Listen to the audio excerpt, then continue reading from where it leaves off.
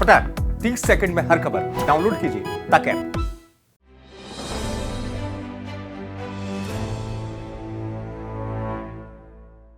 नमस्कार, मैं हूं हेमेंद्र शर्मा और आप देख रहे हैं एमपी राउंडअप। कोरोना की वजह से हुई मौतों के सरकारी आंकड़ों पर लगातार सवाल उठ रहे हैं। सरकार ने जो सुप्रीम कोर्ट में आंकड़े दिए हैं उसके हिसाब से मध्य प्रदेश में अब तक कोरोना की वजह से 10,543 लोगों की मौत हो चुकी है, लेकिन सरकार के पास मुआवजे के लिए 12,485 मामले आए हैं, जिसमें से सरकार ने अब तक 10,442 लोगों को मुआवजा दे भी दिया है।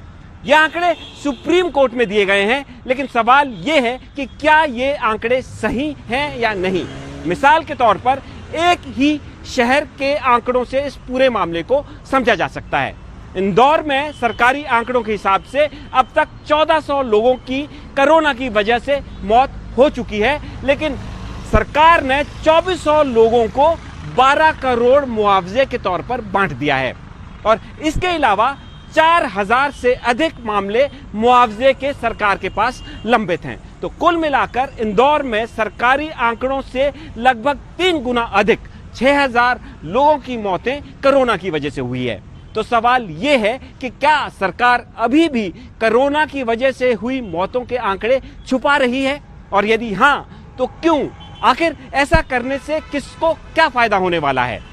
इस मुद्दे पर चर्चा करने के लिए आज हमारे साथ मौजूद होंगे सीनियर जर्नलिस्ट अभिलाष खांडेकर, लेकिन उससे पहले एक नजर प्रदेश की बाकी अहम खबरों पर।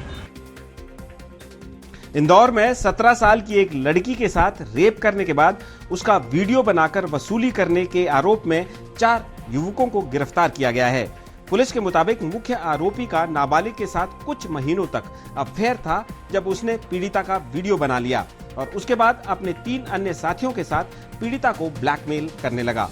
पुलिस ने नाबालिग लड़की की शिकायत पर 4 आरोपियों को गिरफ्तार करके जेल भेज दिया है।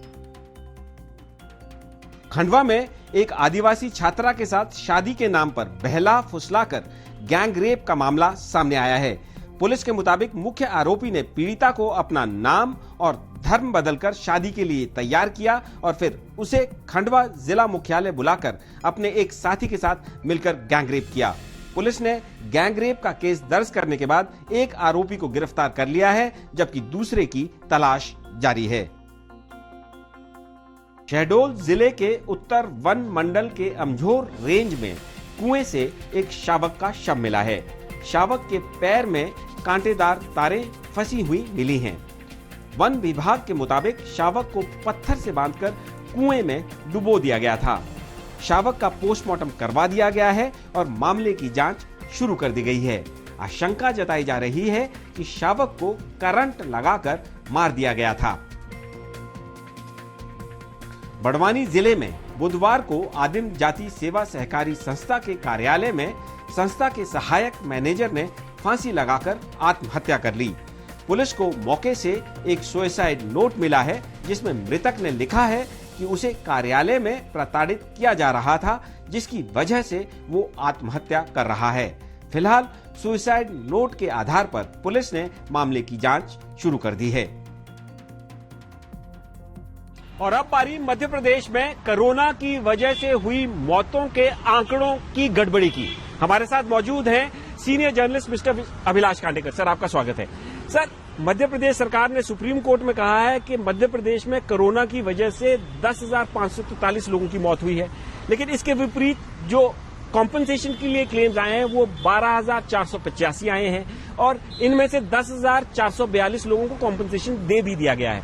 दूसरी तरफ इंदौर में सरकार कह रही है कि 1400 लोगों की मौत कोरोना की वजह से हुई और इंदौर में ही 2400 लोगों को कॉम्पनसेशन 12 करोड़ बांट दिया गया है। तो मेरा आपसे सवाल ये है कि क्या सरकार आंकड़ों में अभी भी कुछ गड़बड़ कर रही है?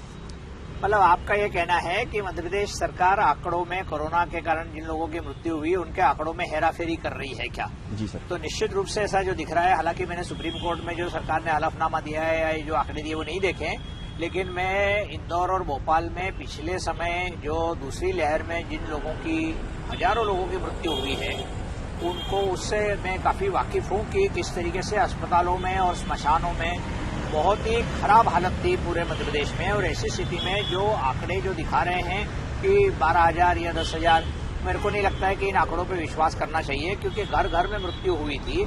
अब सरकार इस चीज पर जा रही है, जो मेरे को डॉक्टर लोगों ने बताया कि जिन लोगों को कोरोना हुआ उसमें से यदि किसी के हार्ट फेल से मृत्यु हुई तो उसको कोरोना से मृत्यु नहीं माना जा रहा है। लेकिन ये बात बहुत ही, जिसको कहते हैं, ये बड़ा अजूबा है कि जहां पर संख्या कम है वहां पर ज्यादा मुआवजा इंदौर में दे दिया गया है, और उसके बाद जो सुप्रीम कोर्ट में हलफनामा है वो तो कहीं कम से कम सर, जैसा देना चाहिए। आप जो बता रहे हैं सर, ये बात इस चीज से भी सत्यापित हो रही है, क्योंकि जो मौतों के लिए क्लेम्स आ रहे हैं, लोग जो क्लेम कर रहे हैं वो सरकारी आंकड़ों से कहीं अधिक लोग हैं। बहुत ज्यादा क्लेम्स आ रहे हैं, मुझे मालूम है, हर जगह से क्लेम्स आ रहे हैं। क्योंकि हमको भी मालूम है कि हमारे परिचित और हमारे दोस्तों और परिवारों में कई सैकड़ों में संख्या में अलग अलग शहरों में मृत्यु हुई थी पिछले कोरोना की दूसरी लहर में। तो अब सरकार के पास इतना पैसा है नहीं, सरकार दे नहीं पा रही। लेकिन अब ये सुप्रीम कोर्ट में हलफनामा देके और अलग अलग आंकड़े देके मुझे लगता है कि सरकार फंस गई है। और कोरोना का व्यवस्थापन जितना वो बताने की कोशिश की थी उतना बेहतर मध्य प्रदेश में तो नहीं था, ये मैं कह सकता हूँ। सर, जो पुअर मैनेजमेंट कोरोना की थी, तो क्या आंकड़ों को छुपाकर क्या वो सही हो जाएगी? क्या लोगों को जो पीड़ा हुई, आज लोगों ने जो सफर किया, वो खत्म हो जाएगा? हाँ, तो आप देखिए कि घरों में एक एक, दो, 3 मृत्यु भी होने के बाद में खुद मुख्यमंत्री ने ऐसी एक योजना लाई है कि जहाँ पर माता पिता कोरोना से खत्म हो गए, उन बच्चों को 5,000 रुपए महीना देकर उनसे बातचीत, उनको कलेक्ट्रेट में बिठाकर उनसे सीधा संवाद वगैरह करके ये बताने की कोशिश की गई थी कि राज्य सरकार उनके साथ में, बच्चों के साथ में खड़ी है। तो मैं मानता हूं कि कुछ हद तक मुख्यमंत्री ने ये प्रयास भी किया होगा कि उन बच्चों को जिनके माता पिता कोरोना में, या तो माता या पिता में से कोई एक पहले से नहीं रहा और फिर बाद में जो एक ही परिवार का मुखिया था वो कोरोना में खत्म हो गया, तो ऐसे लोगों के, ऐसे बच्चों के लिए कुछ योजना लाई है मध्य प्रदेश शासन, किया भी, वो देखा भी है मैंने। लेकिन फिर भी जो आंकड़े दिखा रहे हैं उसमें निश्चित रूप से केंद्र सरकार ने भी, उस समय आपको याद होगा कि लोकसभा में कहा गया था कि ऑक्सीजन की कमी के कारण किसी की मृत्यु नहीं हुई, जबकि फैक्ट ये है कि गवर्नमेंट ऑफ इंडिया के सेक्रेटरी, जिनको जो ऑक्सीजन की सप्लाई के लिए काम कर रहे थे, वो खुद अस्पताल में, उनका नाम महापात्रा था, वो खुद अस्पताल में बड़े senior IAS officer government of India के सेक्रेटरी थे, उनकी मौत हो गई। और उसके ऊपर प्रधानमंत्री जी ने श्रद्धांजलि में कहा था कि वो कोरोना से संघर्ष करते हुए उनकी मृत्यु हो गई। लेकिन वो ऑक्सीजन की व्यवस्था कर रहे थे अस्पताल में बैठे बैठे, लेकिन अस्पताल में बेड पर लेटे हुए। तो कहने का मतलब ऐसा है कि निश्चित रूप से पूरे देश में कोरोना की दूसरी लहर में बहुत बड़ी संख्या में लोगों की मृत्यु हुई है, लेकिन सरकारें उसको मानती नहीं है, क्योंकि मुआवजे की बात उन्होंने पहले की थी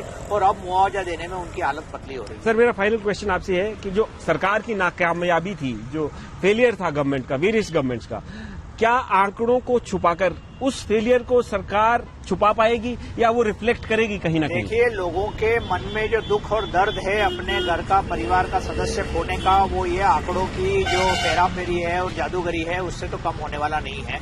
और निश्चित रूप से आज भी हजारों की संख्या में ऐसे परिवार हैं जो सरकार से ये अपेक्षा करते हैं कि सरकार कठिनाई की घड़ी में उनके साथ में खड़ी रहे। और आप जो कह रहे हो बिल्कुल सही है, इस हेराफेरी से उन लोगों का दुख तो कम नहीं होगा, उल्टा बढ़ेगा मेरे ख्याल से। तो सरकार भले ही जितनी भी कोशिश कर ले आंकड़ों में हेराफेरी करके जो कोरोना की वजह से मौतें हुई हैं उनको छुपाने की, लेकिन अल्टीमेटली सरकार की परफॉर्मेंस पर ये सब चीजें रिफ्लेक्ट जरूर करेंगी। MP राउंडअप में आज सिर्फ इतना ही, कल फिर मुलाकात होगी, तब तक के लिए थैंक यू, गुड बाय।